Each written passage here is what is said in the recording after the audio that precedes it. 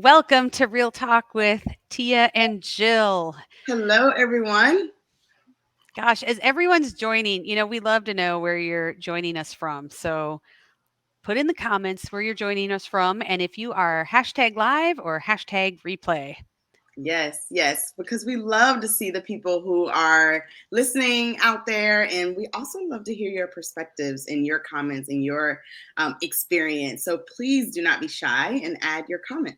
hmm and we are so happy to be back live this week. Since last week we were at IAFP, we Yes, shared one of our like fantastic replays from an earlier show. So we hope you were able to catch that. absolutely. Mhm. And we do like to shout out that if you miss our Real Talk live on LinkedIn, we do have all of our videos on our YouTube channel. We So do. check it out, subscribe, turn on the notifications because we do post these by the end of the week and you can go back and listen to them.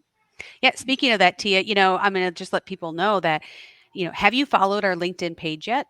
Because Mm, if you could please take a moment and head to our page and follow, it will let you know every time we go live. And yes. the other thing is, if you're here and you think this is worthwhile, when you hit follow, it tells the LinkedIn algorithm gods that this is valuable. So they let other people see it as well. So that way they can join in and get this value just like you do. I love it. The LinkedIn gods. It's true. And if you've been with us, we've been doing these LinkedIn Lives since January. So if you've been here with us since the beginning, you know that, we used to do the LinkedIn Lives from one of our personal pages, but now we're doing it from our Catalyst page. So it's important that you do follow the Catalyst page so you can see when the events come up and you'll get the notification when we're starting. So yeah, we're excited to have you all here. We see Danny, we see Austin. Welcome, welcome. Austin, it was so great to see you at IFP. Absolutely. That was really fun. Yes, And yes, we'll have some more recap on that as well. So, yes. So look out for that. yeah. And if this is your first time joining us for Real Talk Food Safety, I am Tia and we have Jill on with us. And we really focus on developing and growing technical leaders and teams, helping organizations and really leaders like you build sustainable food safety and quality cultures within the food and beverage industry. So we Mhm. go live every week at 12 p.m. Eastern Time on LinkedIn to talk about relevant topics with you. And we really do say with you because we value your opinion. We want you to be a part of the conversations.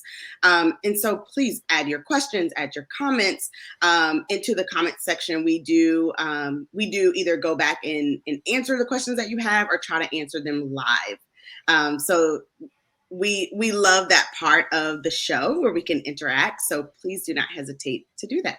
Yeah. Well, and that's a great place for us to jump in because if you're joining us, you see we have a special guest with us. And you may know our guest from his years in the industry, advancing food safety and quality with Ajinomoto. So we are thrilled to have Mike on our show today to talk about the overlooked and often underfunded foundational program, sanitation.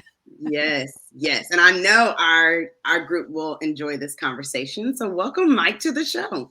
Thank you, Tia, and thank you, Jill. I really appreciate it. This is such a wonderful opportunity, and I like the way you framed it too, because hopefully there's a lot of young leaders on here. And one of the things that I've decided that even in retirement, I'm going to commit to making sure that I try to Mm, provide some of my experience, some of the things that I've accumulated over 40 years, 43 years in the industry to help the next generation because it's really so important that learn from my mistakes. Well, you're right. It's all about knowledge sharing because, Mhm. right, we always think when we're in our facility or in our company, like, it's only us. Like, this is Yeah. happening to us. And I don't want to share this because sometimes it's not always the greatest things. But Mhm. chances are, if it's happening to you, Mhm. someone else has gone through something very similar. So the more we can share, the more Mhm. we're better together. It's the whole takes a village. Absolutely. And that's why we do these real talks, because we want to share that knowledge with other people. And that's why we bring on guests, right? Mhm. Guests like you, Mike, where, you are really an expert in sanitation. And there's many people that's listening to us right now or listening to us on replay that's trying to figure out, how do they motivate their sanitation team? How do they build their sanitation programs? What are best practices in sanitation? And yeah, like, man, someone's in the boat with me with the struggles around sanitation. That helps us progress forward and learn from one another. So we're excited to have you here. We Well, are. thank you again. I do appreciate it. And I know this is going to be a great time and a lot of good talking points. Yeah. Yes. Well, Mike, there may be some people in the audience who aren't as familiar with you. So, would you even start us off by, just sharing, like, how did you get into food and kind of what's your experience been? Sure, I'd be glad to. Um, my experience with food actually started when we were growing up. My sisters and I we grew up in upstate New York. Mom was a teacher, but Dad worked for Swift and Company. The Swift and Company processed meats, poultry, and things like that. He was a salesman, so he would every once in a while he'd take me into the office. He'd have to go to the office on a Saturday. He'd take me in there. So I kind of grew up around the old time sales offices in the middle of the city with a rail car pulling up alongside, unloading, carcasses of beef and things like that. And the things that I can remember were the sawdust on the floor, the smell of ammonia, and then just the carcasses being around. And I thought, well, I don't want to do this. And so, Dad got promoted, and we moved to Pennsylvania. And then when I was in college, he said, "Hey, listen, there's a turkey plant over in Birdsboro, Pennsylvania. Of all places, a turkey plant in Birdsboro." And he said, I was talking to the manager. He said, "Hey, I need some help over here. You know anybody that like a summer job?" And I said, "Okay, I'll go over and apply." And I worked there for 2 summers while I was in college. And honestly, it was the best experience. I did everything from live hang to loading trucks, of the frozen butterball turkeys. I did everything in between. The only thing they wouldn't let me do was be what's called a sticker. They wouldn't let me do that. I guess they didn't trust me with sharp objects, but probably smart. But I did everything in between, and also worked with sanitation, and it was an amazing experience. So after I graduated, they asked me to come back and work in the summer again. And I said, yeah, sure, why not? I'll make some money, because I thought I was going to go into teaching. My degree was in health education, health science, and I thought I was going to go into teaching. But at the end of the summer, they said, we'd like you to come on full time and work in quality. And I said, yeah, okay, that sounds good. And I figured, if I like it, fine. If I don't like it, I'll go look for a teaching job. But it was right where I think I should be, because it was science, it was using science. And of course, I had all the, you know, anatomy, physiology, biology, all the ologies in college. And so, I fell into it. I really liked it. And I guess if you do something for 43 years, you must like it. You must. Yes. And to start off in poultry, just, I come from poultry, so it's in my veins and it's dear to, near and dear to my heart. I can only say, wow, that's a lot of years in Yes. poultry. Yes. Well, and not just in poultry, but what a great start to be able to do everything, because we don't always get that chance. Well, we don't always take that chance or have that opportunity Right? as Yeah. much now. So Yeah. that's fantastic. It was look at it as a building block. And I started off in live, with slaughter operations for the processing operations, but then I went into processed meats and poultry, and processed foods, and then eventually into entrees and things like that. So you really, you get it, whatever you're doing, get a good cross section of it, get a good base to find out, what's the next thing that you can do and how can you learn. And so, like I said, I enjoyed it. Awesome. That's that's awesome. You know, the next question we really have for you is around, describing sanitation. How would you describe sanitation to someone that might not be as familiar with sanitation? Thinking about the people, right, that hold the purse strings, right? The ones who signing off on the budget and we need X amount of money for sanitation. How would you sort of describe it for a person like that? And I also would be curious, as you're describing it, how it differs from, meat and poultry to other processed foods to entree. How have you seen it move and shift over your career? That's the second part of your question. I want to take that first because that's a really interesting question. And the reason for that is, you know, for a number of years, I worked in live operations and then into process operations. And of course, when you're making ready to eat products, everybody says, "Hey, we really got to focus on the cook post lethality part of the process. We really got to make sure that's clean." Right. But the reality of it is, you've got to make sure that every part of the process is clean. And if you're talking about, where you're bringing in raw on one side, or even if you're doing animal processing, it's got to be clean. I want you to, and for those of you with a microbiological background, or those of you that don't, I want you to think of it this way.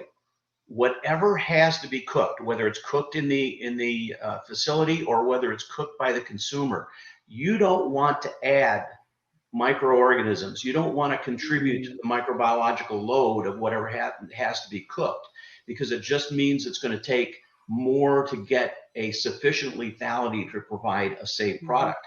Or if you have a not ready to eat product or a raw product, but it's refrigerated and it's relying on a shelf life, you've got to make sure that that is not adding organisms, or that you're eliminating organisms to help with the shelf life. So that's why I think that understanding is extremely important. All parts of sanitation.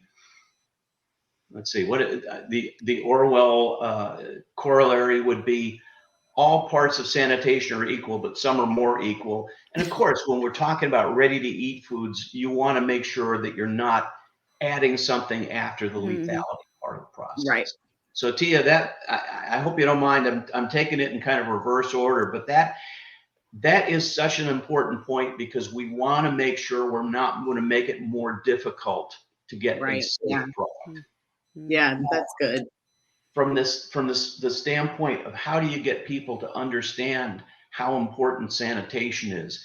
And I've worked around sanitors for a lot of different years, whether it's the manager, the supervisor, or the actual workers, and I have such a high level of admiration for them because of what they do when they do it. But if you really, sometimes you're not going to catch the attention of the people that control the dollars. But it's really important to understand the cost of sanitation. What are we spending on? Labor is typically is the biggest spend as far as sanitation. Then you have chemicals and equipment, and water is a huge expense for sanitation. So we have to understand the expense. So when you're talking to, whether it's the GM of the facility, whether it's the controller of the facility, or whether it's a corporate individual, you've got to understand the expense of sanitation so that you can explain to them, that you understand what it costs. But now you can explain why it's so important. And three of the factors that are so important to sanitation is we rely on getting the plant clean to run. We get the plant clean so that we can run. We want to produce food that doesn't present a potential hazard to customers and consumers. So we want to protect our customers and consumers. That starts with sanitation. We also have, a lot of us have brand names within Ajinomoto, besides the Ajinomoto brand for the Asian products. We had Jose Olay for Mexican products, Fred's Frozen Foods for the appetizers, Rotinelli and Bernardi for the frozen pastas. You want to protect your brands. You don't want your brands to be associated with a significant food safety hazard, nor do you want the company's good name tarnished by that. So you want to make sure that you are protecting your business. See, now you're talking the language that some of the people that control the budget understand. You're protecting the consumer.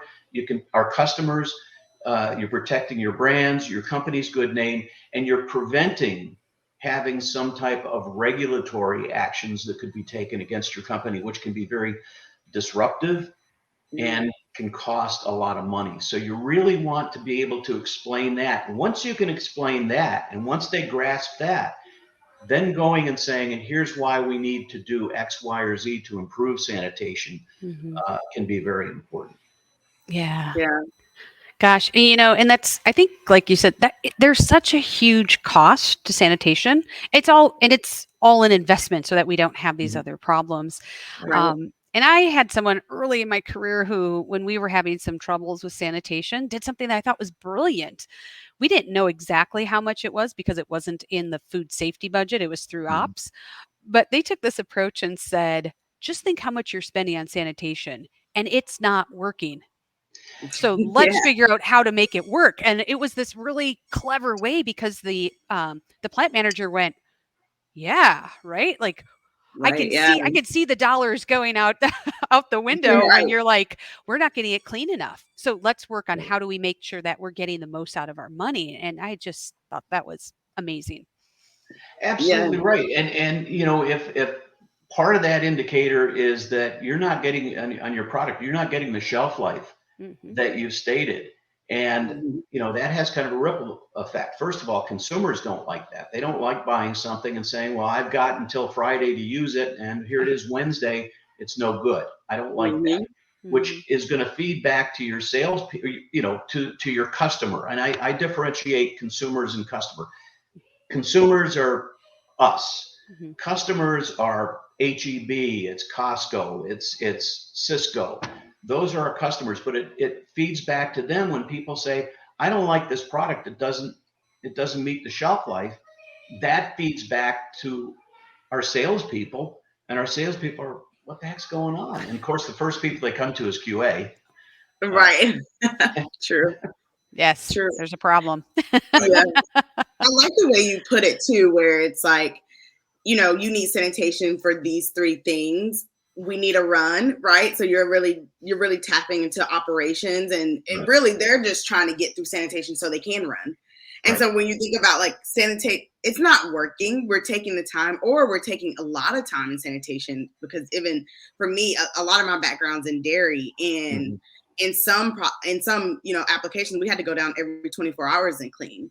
So Right. that makes a big difference when sanitation is scheduled for 4 hours and you end up taking 8 hours, right? Before you can get to run. So like having that little point in there to say, okay, you have to have an efficient and effective sanitation so you can even get up and run. Right. For however long you can. Sanitation is the key for that. So I really like the way you broke that down between, we have to run, your consumers and your customers, and then overall your brand, and making sure you Mhm. don't have any problems out in the marketplace. And when you talk about, you know, operational efficiency, the sanitation group plays a huge part of that because again, you're Mhm. you're preparing the plant to be able to produce. Now, Mhm. sometimes there are delays, but you have to make sure that you understand what's causing those delays. And if Right. one of those causes is you've given me this amount of time to clean, but on second shift you've run longer, now I don't have this amount of time to clean. I now have this amount of time to clean. So Right. does that push you then into first shift, and does that cause delay? So you've got to understand that. That may not be under control of sanitation. The Mm-hmm. second thing is, did and of course, every time there's a piece of equipment breakdown, it's because sanitation did something Right. wrong. You know, you, Mm. you sprayed too hard and you broke those paddles. Right. You Yeah, sprayed too soft and they didn't get clean. exactly, Right. exactly. So everything, and look, let's be fair. Sometimes sanitation is a little bit aggressive with the water pressure and hitting, control panels, even though you got them bagged and things like that. There are times when they do damage, but there are also, you have to understand, and this is part of the analytics of sanitation. You have to understand if you do have late startups, where are you documenting why you had the late startup? We had a late startup Mm-hmm. because second shift ran long. We had a late startup because we didn't have enough sanitors. We had a late startup because electronics or motor failed or something like that. But what is the root cause of the electronics or the motor failing? So Yeah. I think one of the things that we want to be able to do is make sure that the reasons for startups are delayed startups are documented, and then we have people that are prepared to do some type of a root cause analysis to get back to, okay, why did that happen? You know, whether you're using a 6M or a 5Y or you know, whatever process that you choose to use. Yeah, that's so important, because, like, you know, I had this project where sanitation ran 12 hours long, and it was in a process that we had to clean every 24 hours. And Right. so that was really tough for operations. And a big piece of getting that time down, was figuring out and documenting every time we went down for sanitation what caused it to run long. What was Right. the delay? Was Right. it because of fault in the system? Because we ran a CIP system.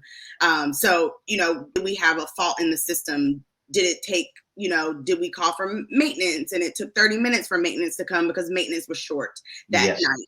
You know, like all of those root causes, Yep. it was so eye-opening, on what was causing, particularly the off shifts, right? To have these very long sanitations when it could be very simple as, oh, we're getting this fault every time we run. And Right. we really just needed to bring it up to the controls engineer, and he didn't realize it was happening. No one had ever told him. He fixed it in seconds, and that was something we never saw again. So what you're saying right now is so important, especially as you're looking at how efficient is your sanitation. You know, and I think when we were talking about, you know, how we can get the attention of some of the management and you know, people that control the dollars.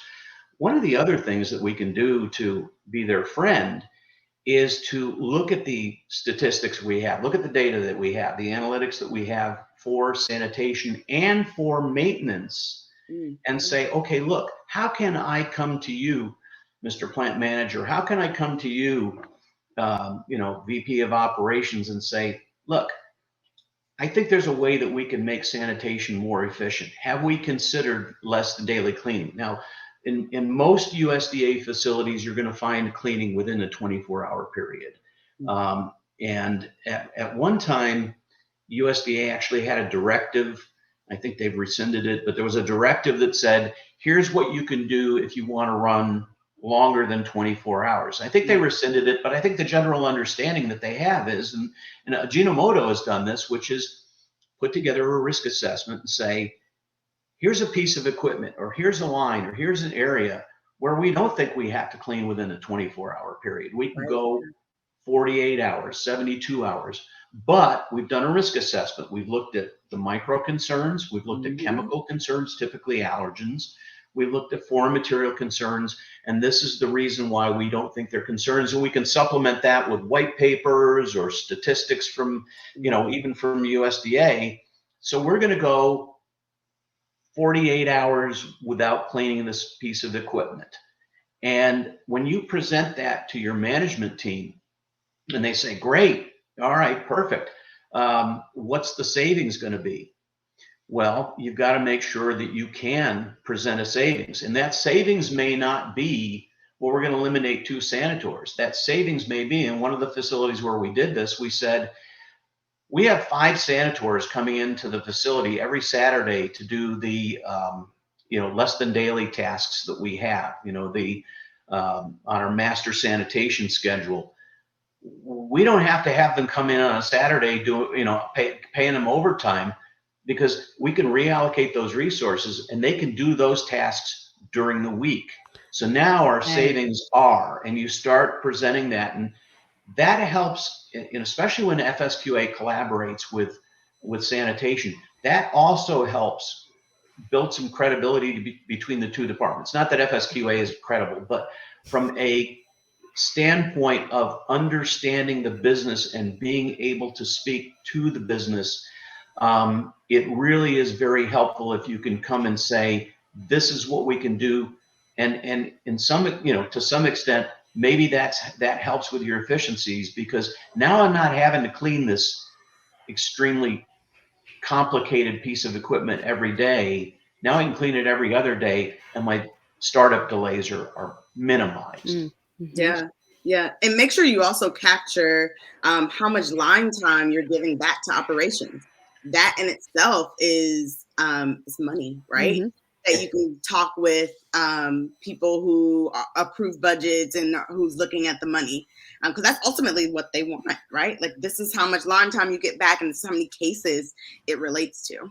Mm-hmm. People standing around is an expense. That's Mm-hmm. not good. Yeah. Not No. good. Yeah, Mike, I like how you talk about, right? We know that we need to learn how to better communicate with our leaders when it comes to money and budget. We know that's really a forefront of metrics that we have. And we get it because we're all in business and we all like going home with paychecks. So I think from that logical standpoint, we understand that. And that takes some influencing and being kind of that servant leader. And you talked a little bit about like the collaboration. And so I'm curious, because you have, seen many different styles of sanitation and formats and relationships. Here T and I talk a lot about like how do we develop leaders to help support and advance these different areas and kind of blend our technical skills, or probably leverage our technical skills better when we're better leaders. Can you share a little bit about maybe what you've seen that seems to work well when it comes to supporting leading sanitation versus maybe what doesn't work as well? And I Yes. know that's a long question. That's a long one, but Well, then you're going to have to expect a long answer, because perfect. after 43 years, I got a lot of stuff up here that's just rattling around. I think there's first of all, yeah, I do talk about collaboration a lot. Whether sanitation reports, and there's a lot of different ways it can report. Whether it reports up through operations. I've been in facilities where it reports to maintenance, because the maintenance people like to take the equipment apart for sanitation, put it back together. A lot of it depends upon the complexity. Or whether it reports through FSQA. And I don't have a problem with it reporting anywhere.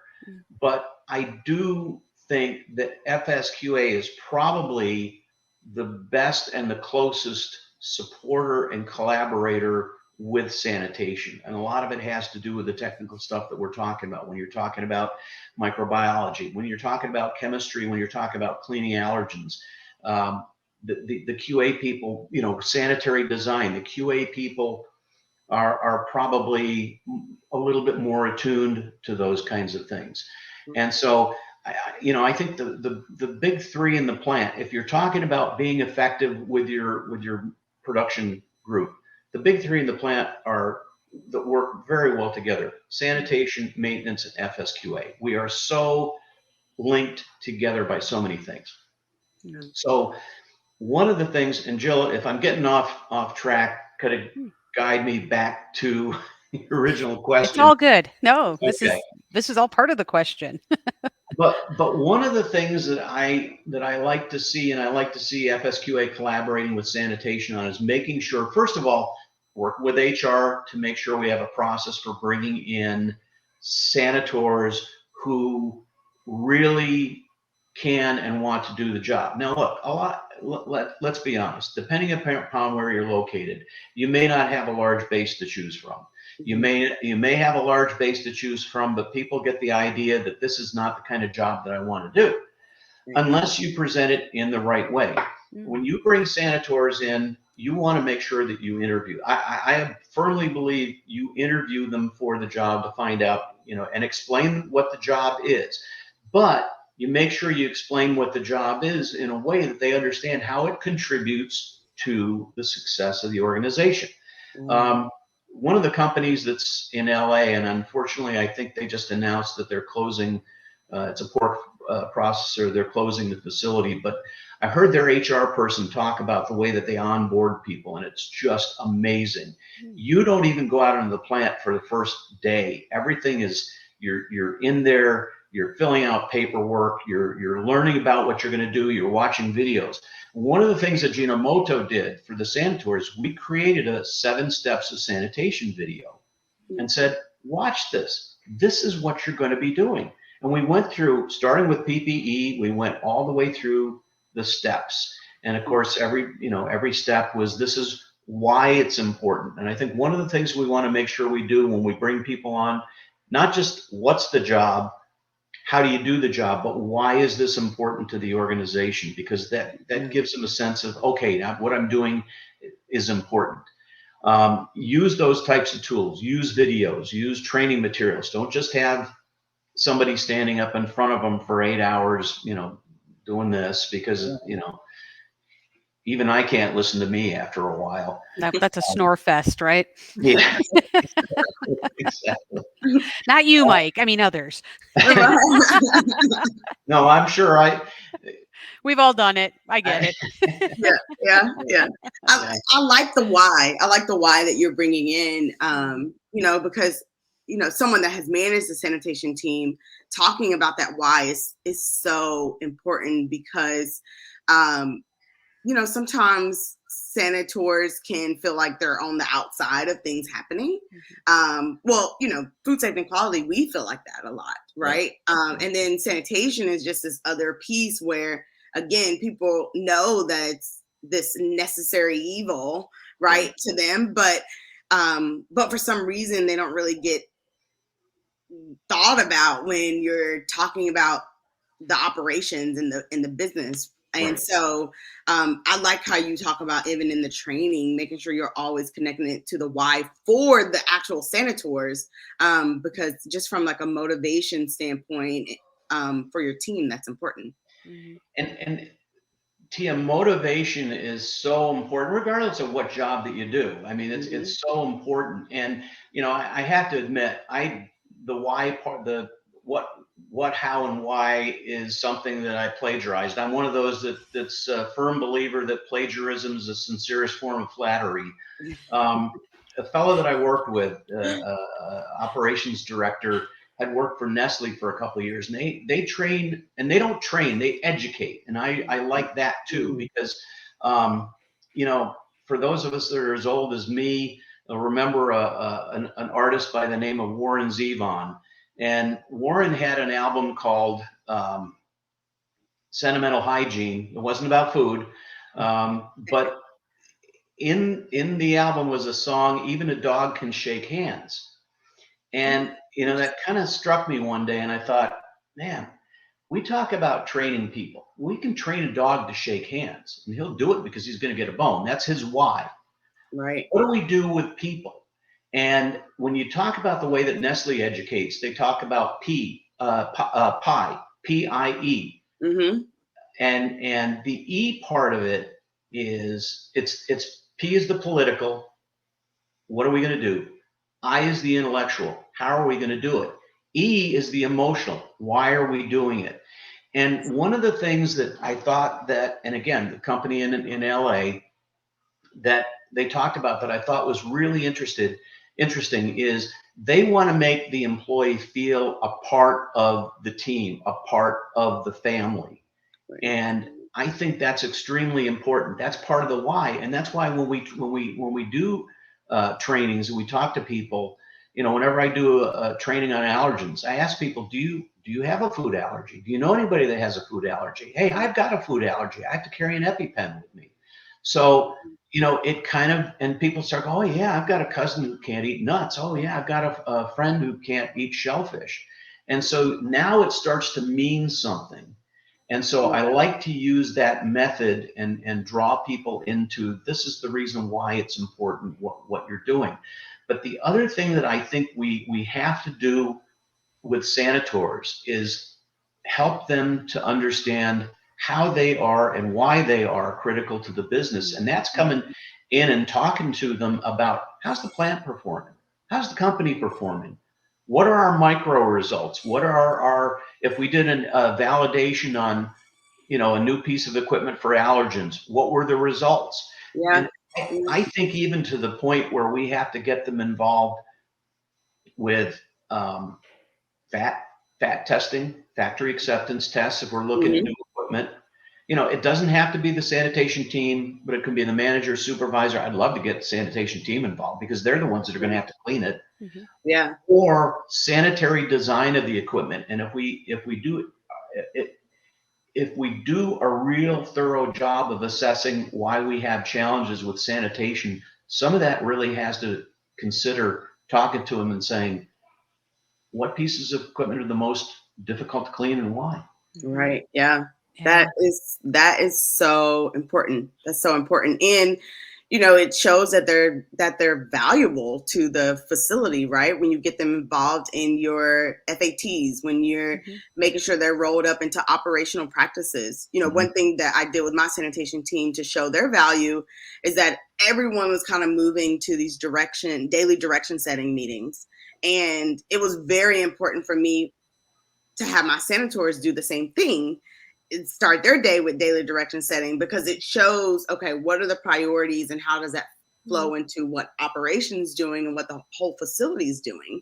Mhm. And then they're able to easily talk about it, right? When someone's like, well, what do you guys do? And what's your priority today? They can go back and say, oh, this is what we talked about in our daily direction setting meeting. Mhm. Right. So that was really important to me, but it shows that why, Mhm. that motivation to, this is how you are integrated into the organization and integrated into Mhm. the facility, and this is why you are so important to us. Yeah. Yeah.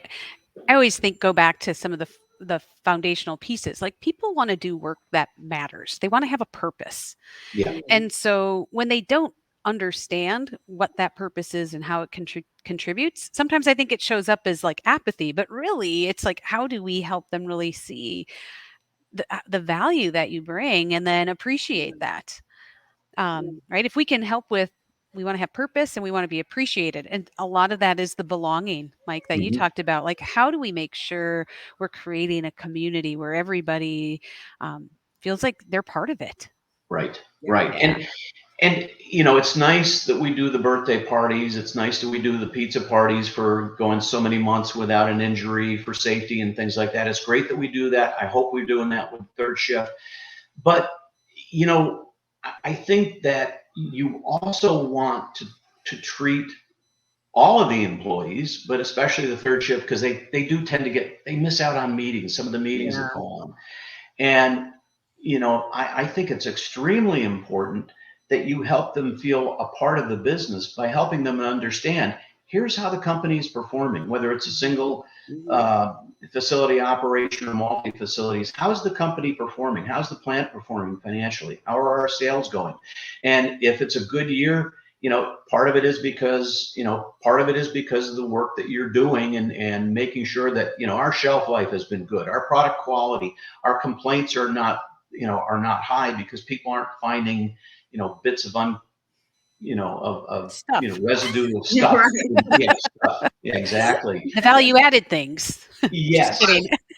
And but even to the point, of like I said, what are the micro results? And again, one of the things that I think that we we tend to fall into a little bit of a trap is that when the micro results start to increase, if it's generic micro, or if we start getting, listeria positives, even if it's species positives on surfaces, what? And I've heard GMs say this before, and I kind of try to pull them back a little bit and say, hey, wait a minute, when was that swab collected? Oh, it was collected at 10:30 in the morning. Do you realize how many things have gone on from the time that sanitizer was applied and the line was released until that positive occurred? You have people. Yeah. You have people in there. You have materials in there. You have the equipment effect. You have the equipment running. So Mhm. when you start talking about the sanitation team and what they didn't do, maybe we should look at all of those different things. What's the condition of the equipment? And this is the reason why it's really important to listen to the sanitors when they say, I have a really difficult time cleaning this piece of equipment. It's got a lot of Mhm. cracks in it. It's got these bad welds. Yeah. They can help us understand where we can make their job easier if we listen to them tell us where it's difficult for them to clean. Right. Yeah, very Right. much. Exactly. Ugh. Exactly. That, I think that goes back to, um, the root cause analysis you were talking about earlier, and making sure you don't jump to conclusions, but you're really following the process of how to get to root cause, so that you can eliminate, those issues. Mm-hmm. I, Absolutely. as a GM, and our job is to make sure that we can help the GM make the right decision. Mm-hmm. And look at the GM, or VP Ops, or whatever your structure is. Um, look at it as they are your customer. Okay, so we go by the adage, the customer's always right. Okay, when the customer's not right, sometimes you have to help the customer get to right. Right. Yeah. And the way that you do that, and again, I know with QA people, we tend to be somewhat, impersonal, but we do have to use some analytics, because a lot of times this is what the individuals are responding to. That when you look at, when they're talking financials with the controller, it's analytics. We're analyzing what our expenditure is. We're analyzing it, compared to budget. So we really want to make sure that we're using that and speaking their language, but we also want to help to get them to where we think that they need to be. And I think that they expect that from us too. I think that they really want that from us. Yeah, because they hire us as experts, right? And Right. they are looking for that expertise. Right. Right. Jill, I don't know if I actually answered your question. I feel like I may have kind of gotten off on If a not, we tangent. still have really good information. So,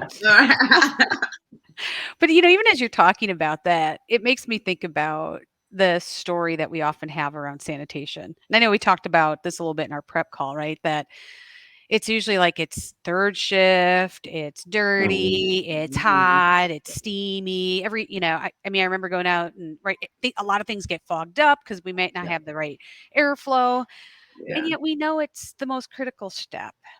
But sometimes these stories hold us back either from spending the right amount of time, the right people, the right Mhm. resources. Yeah. You know, with everything that you've seen and all the work that you've done in this area, what do you think needs to happen in order to change that story? Because it's kind of a bit negative. How do we help it shift even further to be, more positive and, dare I say, the place people actually want to go work Right. even more? Right. Yep. Absolutely. Even before, we had to deal with COVID, it was still difficult to draw and retain good people for sanitation, because it is an odd hour to be working. It is odd time to be working. It is sometimes you're working around hot water, steam, chemicals. You have to wear this rain gear that can make it a little bit uncomfortable.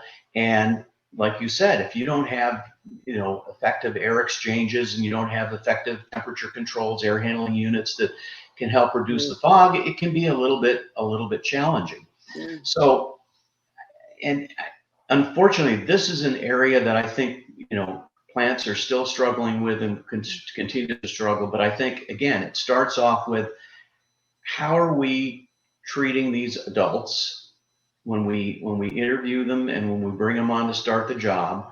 How are we making them feel a part of the team? How are we preparing them with the educational materials that they're going to need? But I think it's also important we look at what type of, the leadership on the sanitation team, managers and supervisors, can be instrumental, can make or break the sanitation team by how they are responsive to and reactive to the individuals on the sanitation team. Are we providing them with the effective protective equipment, the Yeah. PPE that they need to make sure that they do not encounter, challenges with chemicals? Are we giving them the proper training, education to make sure that they're safe? Um, we've got to make sure that they understand that we want them to go home with all 10 fingers and 10 toes at the end of the day. Yeah. We want them to understand that, especially if they have a family, We want you to go home to your family. We want you to make sure that you can continue to earn a living. We talk about assets in the facility. Yeah, we have, blenders, we have cookers, we have conveyors, but we have people. That's the most important assets. We want to make sure they feel that way. And the other thing is we want to give them the proper tools to do an effective job. Because Tina, I think you mentioned it too. They want to go home feeling like they've contributed. Mm-hmm. Yeah. And so if you're not giving them proper tools, and then you release the room to QA to do pre-op, or you release the room to USDA to do inspection, and it's like, well, now I've got 5 NRs.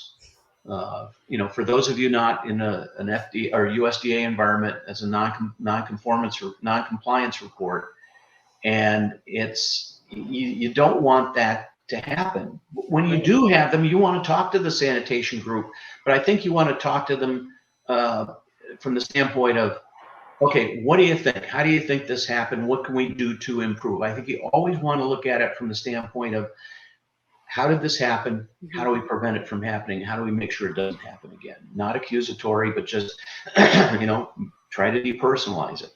Right. Mm-hmm. Yeah. And I think that, if we do those types of things, help them to feel like they're part of the business. Part of what happens there, and I've seen this in facilities, brothers and cousins and sisters are working in the sanitation department because a family member says, hey, you know what? It's a good company to work for. I get a fair wage for what I'm doing, but they appreciate what I'm doing. And so in a lot of facilities, you'll find family members that are working. But I've seen the opposite happen, where the word gets out that this is not a great place to work. They don't appreciate you. They don't treat you very well.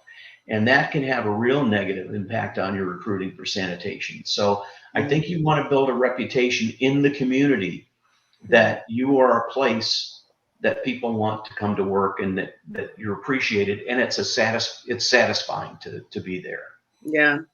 I think you really hit the nail on the head when you talk about even like having the right PPE and having the right tools. Because no one wants to work in an environment where you don't have the right tools, you don't have the right PPE, right?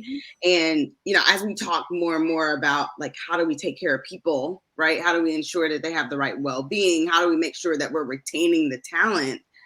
That's a huge piece, because like you said, we want our staff to go home with every part of their body being able to smell, right?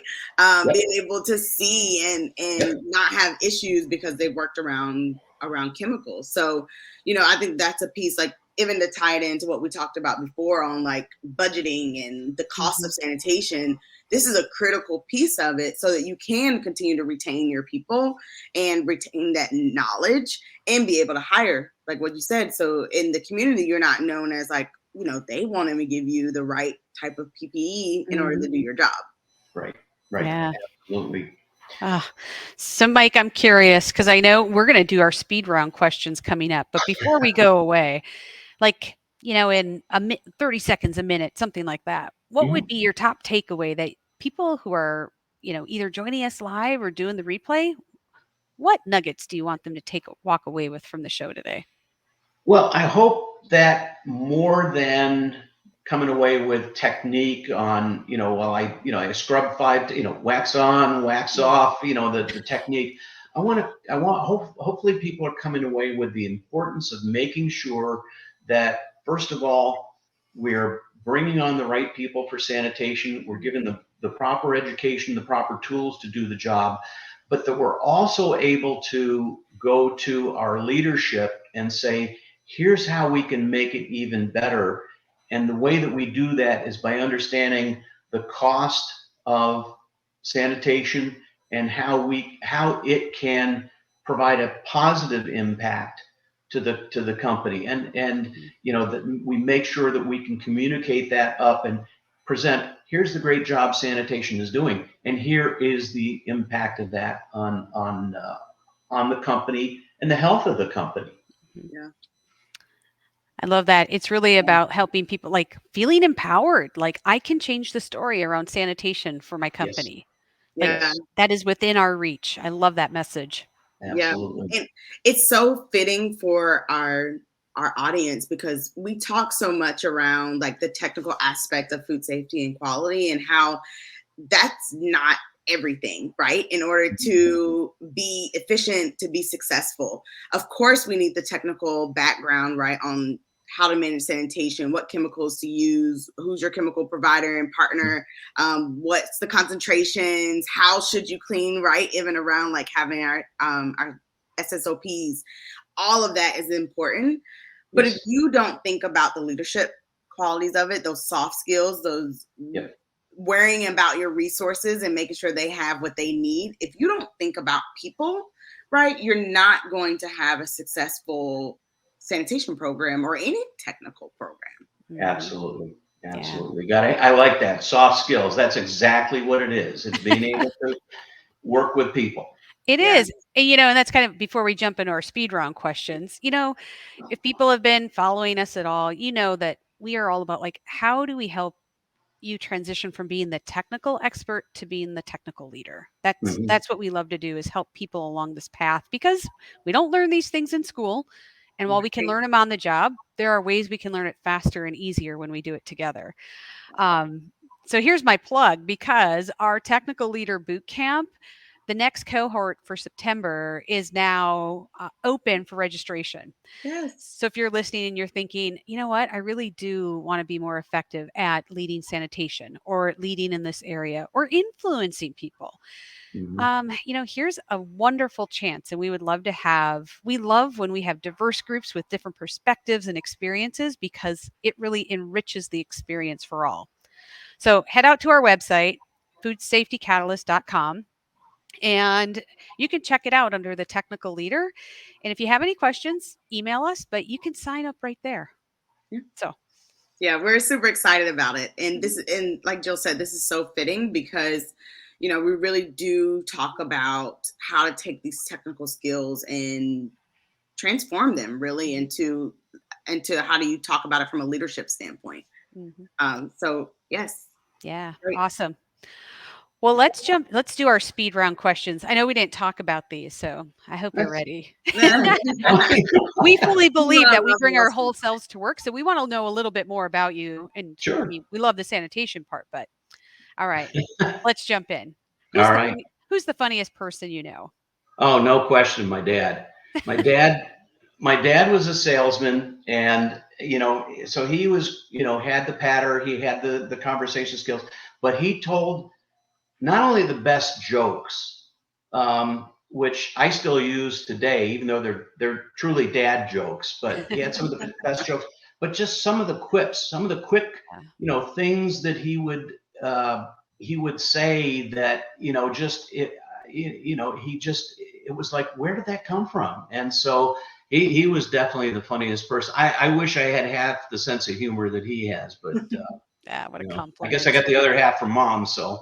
That's Awesome. awesome. Yes. All right. Especially since you're retired now, we're wondering where would you love to go on vacation? Hmm. Well, we actually also already have our vacation plans scheduled. My wife is from Mindanao, and so we're in December. We're headed to the Philippines. Nice. Awesome. That'll be my first trip there. We're gonna fly into Manila, and then we're gonna fly down to Zamboanga and Mindanao and visit her family. And then from there, we're going to go to Boracay, which is one of the really beautiful resorts in the middle of the island. So That's that's awesome. already set. Wow. I'm looking forward to it. That sounds Awesome. amazing. That's gonna be a lot of fun. Yes, Yes. it's good. Well, fortunately, and then she's a really good cook. So fortunately, I love Filipino food. So it's going to be a lot of fun. Yes. Nice. A lot of good food. A Even lot better of good. yet. Yep.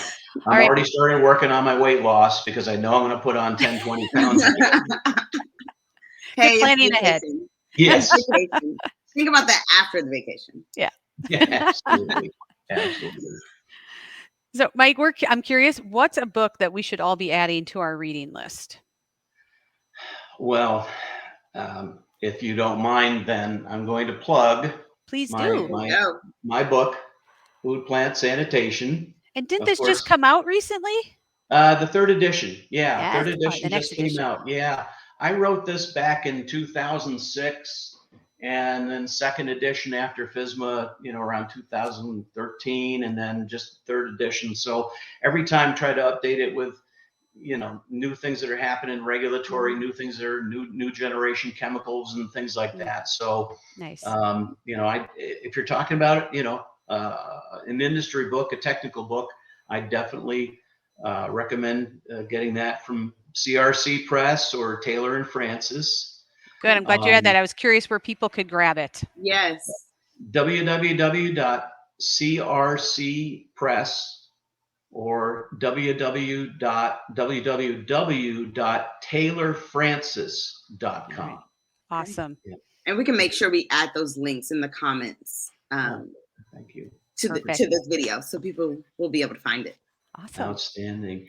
As far as non industry books, I've always been a big fan of Dean Koontz. I kind of read a lot of Stephen King for a while, and then because for a number of years I lived in Orange County in California, and Dean Koontz is from Orange County. Somebody said, "Hey, you ought to read one of his books." Well, the first one I read, he was talking about this murderer driving along route, Highway 91, and he's going through all these towns. Like, holy crap, I live near there, and scared the heck out of me. So Oh my I've goodness.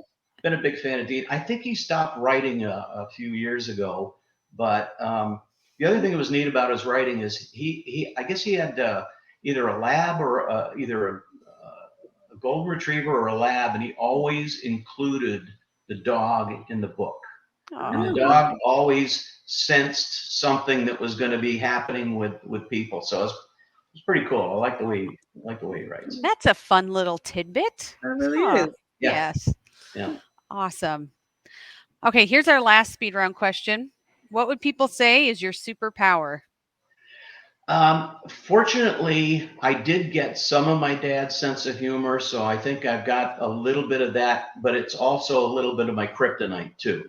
Um, I there are so many situations that we can get into at work that get to be a little bit tense, that get to be a little strenuous, and I've always tried to use a little bit of humor to try to keep it level, keep it bring it back to a little bit of level of sanity. Unfortunately, there are times when my mouth um, acts faster than my brain, and it's like, oh, that was a wrong time to say that. So, but fortunately, I worked with a group of individuals for years. I've worked with individuals, and I think this is one of the reasons why I love the industry and I love food people, is that for the most part they do have a good sense of humor. But you just got to make sure that you can read your audience, and when we were actually in a situation where we were about to conduct a withdrawal product. It wasn't a recall, but it was a withdrawal of product because we found that we had some little beetles Hmm.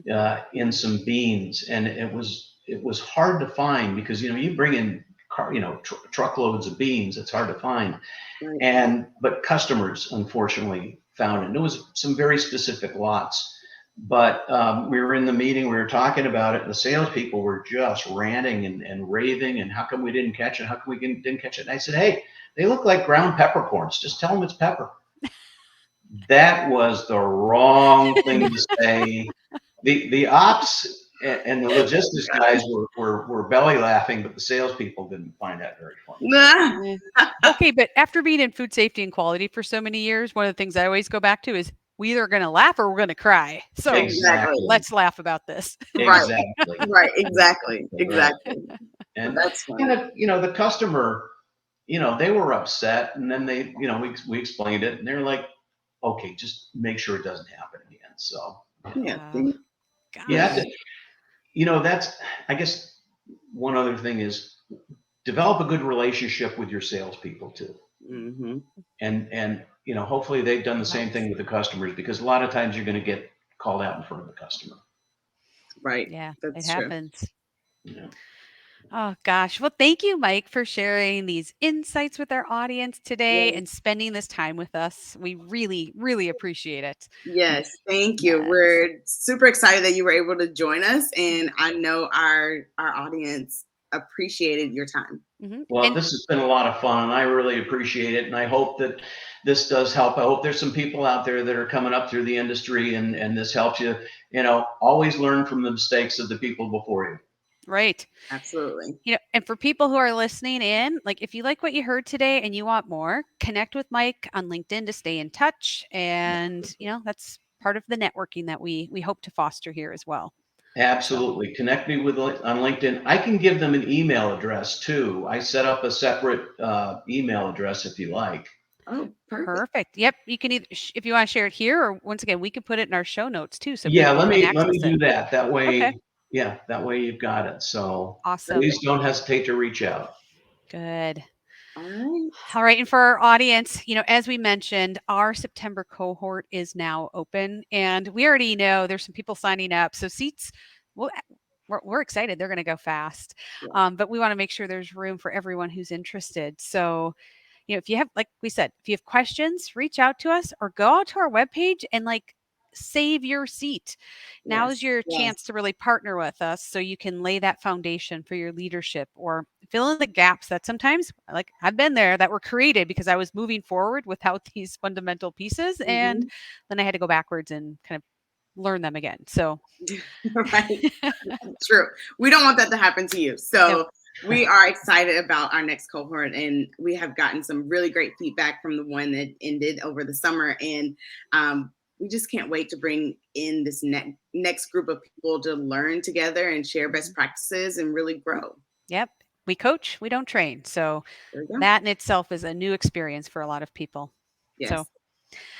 all right, everyone, it's been a wonderful show, and we are so grateful that you were able to join us today. And we will be back same time next week, right here. So we look forward to seeing you. All right. Have a great day. Thanks, everybody. Bye, Have a great everyone. day.